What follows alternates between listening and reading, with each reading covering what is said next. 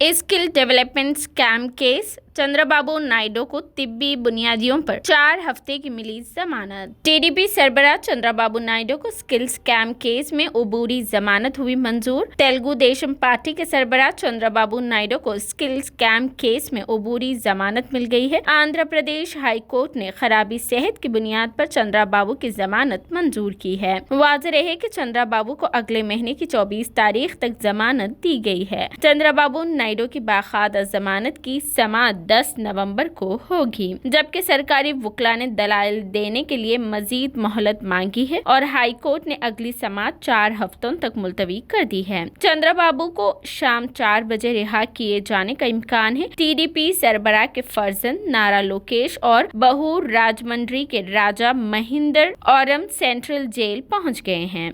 अदालत ने जमानत के तहत चंद्रबाबू नायडू पर चंद शराइत आयद की है, जिनमें सियासी सरगर्मियों में हिस्सा न लेना, केस से मुतालिक गवाहों को मुतासिर न करना, बीमारी की वजह से दी जाने वाली जमानत सिर्फ घर और हॉस्पिटल तक महदूद है और डेज प्लस सिक्योरिटी के हवाले से मरकजी जवाब्त की अमल आरी शामिल है। वाज़ेह रहे कि एसीबी कोर्ट की जानिब से स्किल केस में जमानत देने से इनकार के बाद चंद्रबाबू नायडू हाई कोर्ट से रुजू हुए थे। हाई कोर्ट ने फरीकैन की दलाइल सुनने के बाद इस दरख्वास्त पर फैसला महफूज कर लिया था। वाज़ेह है कि जज ने कहा कि वो मंगल को अपना फैसला सुनाएंगे। चंद्रबाबू की जानिब से वकील श्रीनिवास के साथ एक और सीनियर वकील सुधार्ता लूथरा और एएजीपी सुधाकर रेड्डी ने रियासती हुकूमत की तरफ से दलाइल सुनी। दरअसल एपी हाई कोर्ट 10 नवंबर को बाकायदा जमानत की समाअत करेगा।